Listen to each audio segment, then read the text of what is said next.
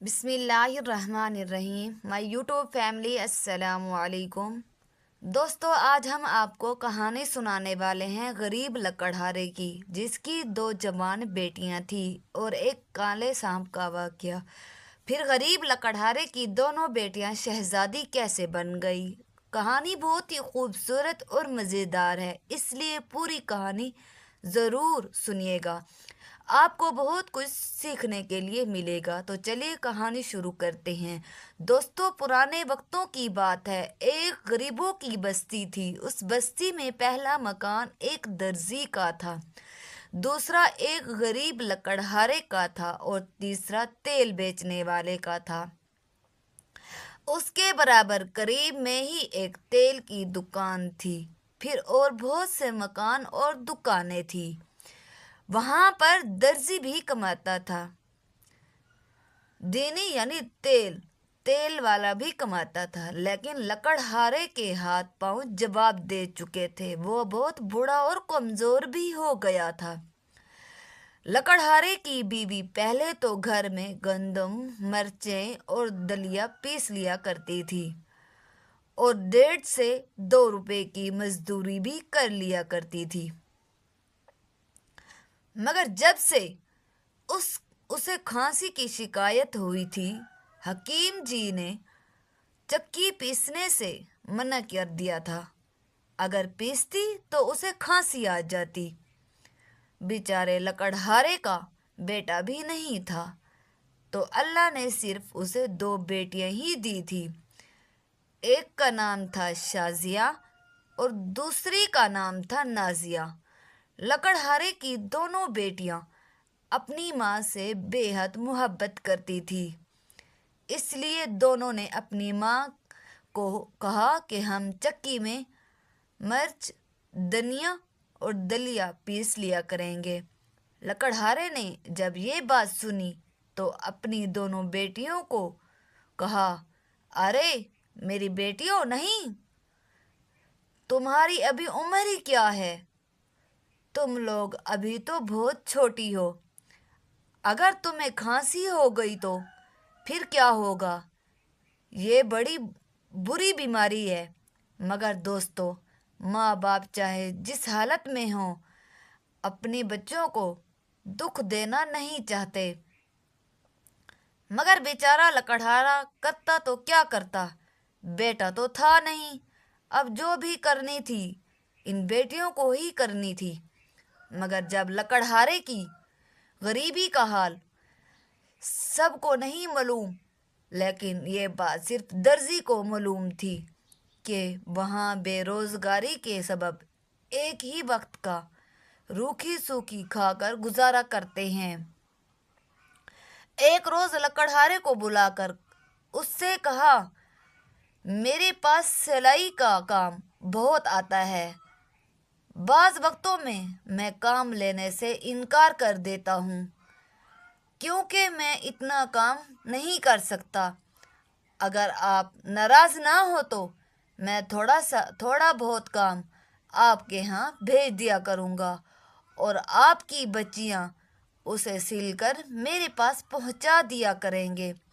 इसी तरह मेरे ग्राहक भी नाराज नहीं होंगे और आपको ही भी कुछ आमदनी होने लगेगी। लकड़हारे ने यह बात सुनकर दर्जी का हाथ पकड़कर कहने लगा, भाई, तुमने मेरी भलाई की है, अच्छा रास्ता निकाला है। मैं तुम्हारा इस एहसान को कभी नहीं भूलूंगा।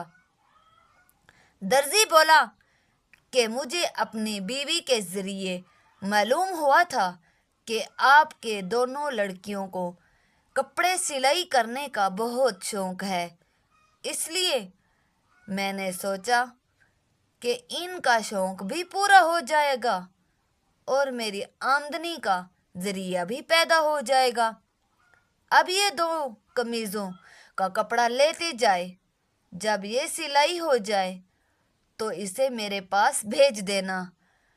लकड़हारा कपड़ा लेकर खुशी खुशी घर गया और दोनों बेटियों को देते हुए बोला, दर्जी एक अच्छा पड़ोसी है। खुदा ने उसके दिल में नेकी डाल दी है اس نے تو 2 قمیض سینے کے لیے کپڑا دیا ہے، تم اسے سل کر واپس کر دو تو وہاں اور بھی سلنے کے لیے کپڑا دے گا۔ شازیہ اور نازیہ بہت خوش ہوئیں اور دونوں بہنیں ایک ایک قمیض لے کر اسے سلنے بیٹھ گئی۔ بازار کا یہ پہلا کام تھا۔ دونوں بہنوں کو سلنے کا ایسا شوق پیدا ہوا کہ آدھی رات تک وہ سلائی کرتی رہی اور پھر صبح ہوتے ہی درزی کے پاس لے گیا اور قمیض دوپہر سے پہلے تیار کر دی۔ لکڑہارا دونوں قمیض لے کر درزی کے پاس گیا۔ درزی سلائی ہوئی قمیض کو دیکھ کر بہت خوش ہوا۔ اس نے فوراً ہی مزدوری 1.5 روپے وہ قمیضوں کا کپڑا اور دے دیا۔ اسی طرح دونوں بہنیں ہر وقت مصروف رہنے لگی۔ یہاں ان کی پریشانی جاتی رہی اور ماں باپ کو بھی آرام مل گیا۔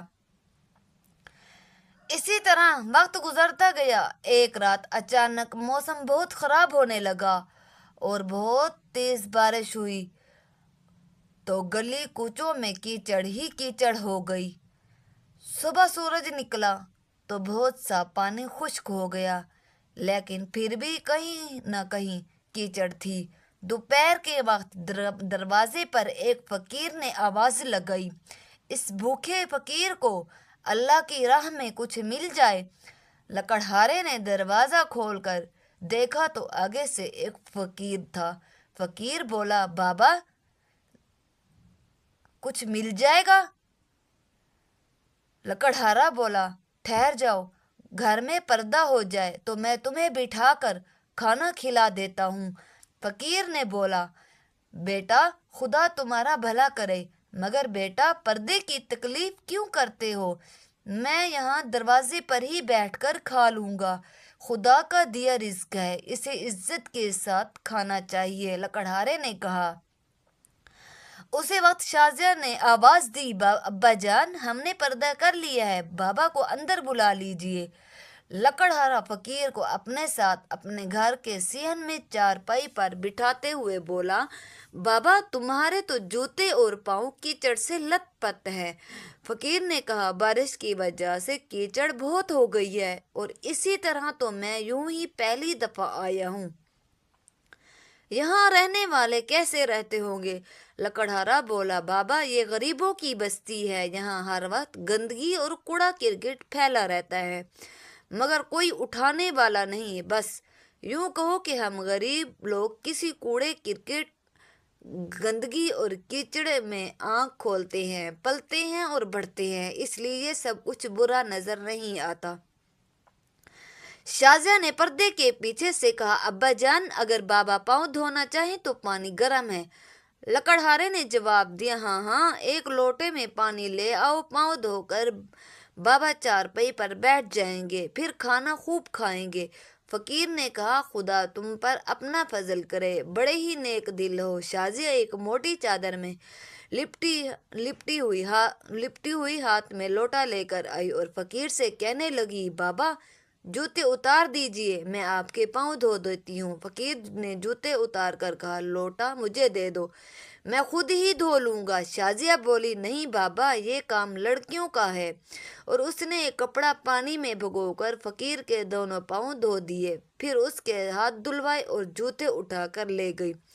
فقیر چارپائی پر بیٹھ گیا تو نازیہ کھانا لا کر اس کے سامنے رکھ دی۔ فقیر بولا، سبحان اللہ، کڑی اور مکی کی روٹی، خدا تم سب کو مالا مال کرے۔ پھر اس نے اللہ کا نام لے کر کھانا شروع کر دیا۔ ادھر شازیہ نے اس کے جوتے دھو کر دھوپ میں رکھ دیے۔ وہ کھانا کھا چکا تھا تو شازیہ نے گرم پانی سے اس کے ہاتھ دھلوائے اور وہ کہنے لگا، یہ بات بالکل سچ ہے کہ غریب کی قدر غریب ہی کرتا ہے، میرے تو خیال میں بھی نہیں تھا میری اتنی عزت کی جائے گی۔ شازیہ بولی، بابا جس کے پاس دولت ہو وہ لوگ اس روٹی کی قدر نہیں جانتے، ہم نے ایک ایک وقت سوکھی روٹی کھا کر گزارا کیا ہے، پھر ہم اس کی قدر کیوں نہ کریں اور کسی کو کھلائیں تو عزت کے ساتھ کیوں نہ کھلائیں۔ فقیر نے کہا، اب اجازت چاہتا ہوں۔ لکڑہارا بولا، بابا دھوپ میں آرام کرو، تمہارے جوتے بھی گیلے ہیں، پہنو گے تو تمہاری طبیعت خراب ہو جائے گی۔ لکڑہارا کہنے لگا جوتے تھوڑی دیر میں خشک ہو جائیں تو پھر میں چلے جاتا ہوں۔ فقیر یہ بات سن کر چارپائی پر لیٹ گیا اور دونوں بہنیں اندر کمرے میں بیٹھ کر کپڑے سلنے لگی۔ ادھر درزی کا ایک بیٹا تھا جس کا نام منتظر تھا۔ وہ اچھا آدمی نہیں تھا۔ درزی اور اس کی بیوی نے بہت کوشش کی مگر اس نے کپڑا سینا نہیں سیکھا اور نہ ہی پڑھنے لکھنے کا شوق تھا۔ پڑھنے سے اسے نفرت تھی۔ پہلے گلی ڈنڈا کھیل رہا تھا، پھر پتنگ اڑانے لگا۔ اس کے بعد اس نے کبوتر پال لیے اور اسی کبوتر کو بیچ کر اس پیسوں سے وہ جواری بن گیا۔ وہاں تو جوا میں ایسا ماہر ہو گیا کہ جواری اسے استاد کہہ کر پکارتے تھے۔ کئی ان کے دوست لوگ خلیفہ بھی کہتے تھے۔ وہ جوئے میں ہی کبھی ہارتا تھا ورنہ ہر روز کچھ نہ کچھ روپے پیسے جیت کر ہی گھر لوٹتا تھا۔ بس اس میں ایک ہی چھوٹی سی خوبی تھی کہ جوئے میں جیتے ہوئے روپے گھر میں قدم رکھتے ہی اپنے ماں کو دے دیتا۔ درزی اگر بیٹے کو برا بھلا کہتا تو اس کی ماں اس کی حمایت لیتے ہوئے کہتی، جوا کھیلتا ہے تو کیا ہو گیا، کچھ دے کر تو نہیں آتا، 2 4 10 5 لے کر ہی تو گھر آتا ہے۔ اگر تمہاری کمائی کو آگ لگے تو اس کی چمڑی ادھیڑ کر رکھ دینا، میں پھر بھی نہ بولوں گی اور نہ ہی آج کے بعد آپ میرے بیٹے کو کچھ بولیے گا۔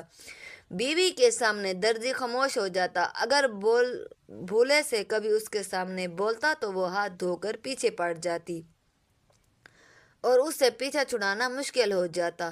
درزی کی بیوی نے ایک دن درزی سے کہا، تمہیں کچھ خیال بھی ہے؟ بیٹا سیانہ ہو گیا ہے، اس کا کہیں رشتہ طے کرنا چاہیے۔ اگر گھر میں بہو آ جائے تو مجھے بھی کچھ آرام مل جائے گا اور بیٹا بھی سدھر جائے گا۔ درزی بولا، تم ہی کہیں رشتہ دیکھ لو، میں نے تو ایک دن باتوں میں نور دلی سے کہا تھا، صرف اتنا داماد بنا لو۔ اس نے جھٹ ہی کہہ دیا کہ میں جواری کو داماد بنا کر اپنی بیٹی کو کنویں میں کیوں گرا دوں؟ میرا تو خیال ہے میں جس سے بھی کہوں گا بس ایسے ہی جواب دیں گے۔ یہ سن کر اس کی بیوی بولی، ارے وہ نور دلی بھی کوئی آدمی ہے؟ ارے تم بھول گئی، پچھلے دنوں کا افیم بیچا کرتا تھا، پھر پکڑا گیا اور جیل کی ہوا کھائی، آج چلا ہے میرے بیٹے کو ہی بے عزت کرنے میں۔ میں تو کمبخت دلی کی دروازے پر تھوکتی بھی نہیں۔ درزی نے کہا، پھر کوئی اور گھر دیکھ لو۔ میرا بھی یہی خیال ہے کہ جب تک اس کی شادی نہیں ہوگی وہ جوا نہیں چھوڑے گا۔ اس کی بیوی کہنے لگی، میرا خیال میں تم لکڑہارے سے بات کرو، اس کی دونوں بیٹیاں خوبصورت بھی ہیں اور ہنر والی بھی ہیں۔ تم دیکھتے نہیں کیسے اچھے کپڑے سی کر دیتی ہیں، ان میں سے ایک میرے گھر میں آ جائے گی تو جو پیسے ان کے گھر جاتے ہیں وہ بھی اپنے کام آئیں گے۔ درزی نے کہا، خیال تو بڑا نیک ہے، میں کل ہی لکڑہارے سے بات کروں گا اور مجھے یقین ہے کہ وہ راضی ہو جائے گا۔ درزی کی بیوی بولی، کیوں راضی نہیں ہوگا؟ یہ تو اسے اپنی خوش قسمتی سمجھے گا، آرے ورنہ بھوکے ننگے کی بیٹی کون مانگتا ہے؟ درزی نے کہا، کل میں اس سے ضرور پوچھوں گا۔ اور دوسرے دن جب بوڑھا لکڑہارا اس کے پاس آیا اور اس نے رشتے کی بات کی تو لکڑہارا کہنے لگا، بھائی جوان کسی کی اولاد کے بارے میں کچھ کہنا اچھی بات نہیں، لیکن کہیے بغیر رہ بھی نہیں جاتا۔ منتظر جواریوں کا استاد اور خلیفہ کہلاتا ہے۔ کم عمر میں ہی اتنا بڑا جواری ہو جانا کچھ کم بات نہیں ہوتی۔ جائیداد بھی ہار بیٹھتے ہیں، بیوی بچوں کو بھی داؤ پر لگا دیتے ہیں۔ اگر تم اس کی یہ عادت چھڑا دو تو مجھے منظور ہے، ورنہ بھائی میں اپنی بچی کو بھاڑ میں نہیں جھونک سکتا۔ درزی تو باتیں سن کر چپ رہا، لیکن اس کی بیوی جو پردے کے پیچھے کھڑی تھی ساری باتیں سن رہی تھی اور کہنے لگی، میاں کیوں میرے بیٹے کو بے عزت کرتے ہو؟ وہ جوئے میں ہار کر تو نہیں آتا، تم تو ایک ہفتے میں بھی اتنا کما نہیں سکتے جتنا وہ ایک دن میں کما کر لے آتا ہے۔ ہم نے تو سوچا تھا کہ رشتہ ہو جائے گا تو تمہاری بیٹی کی زندگی بن جائے گی، رانی بن کر رہے گی، مگر تم تو جیسے ہی اس کے دشمن ہو، صاف صاف انکار کر رہے ہو۔ بھلا اپنی بیٹی کا بھی کوئی برا چاہتا ہے؟ لکڑہارے نے جواب دیا، بیٹی کا تو کوئی بھی برا نہیں چاہتا، اس لیے تو میں اپنی بیٹی کا ہاتھ ایک جواری کے ہاتھ میں نہیں دینا چاہتا۔ درزی کی بیوی غصے سے بولی، بس تم اپنے گھر خوش رہو، اب ہم سلائی کا کام تمہاری بیٹیوں کو نہیں دیں گے۔ ہمیں تو تمہاری غریبی پر ترس آ گیا تھا، مگر تم زمین پر پاؤں ہی نہیں رکھتے۔ لکڑہارے نے اٹھتے ہوئے کہا، خدا تمہیں نیک راہ پر چلنے کی توفیق عطا کرے۔ ہمارا رازق خدا ہے، وہ ہمارے لیے کوئی اور اسباب پیدا کر دے گا۔ پارٹ 2 سننے کے لیے کمنٹ میں یس لکھیں۔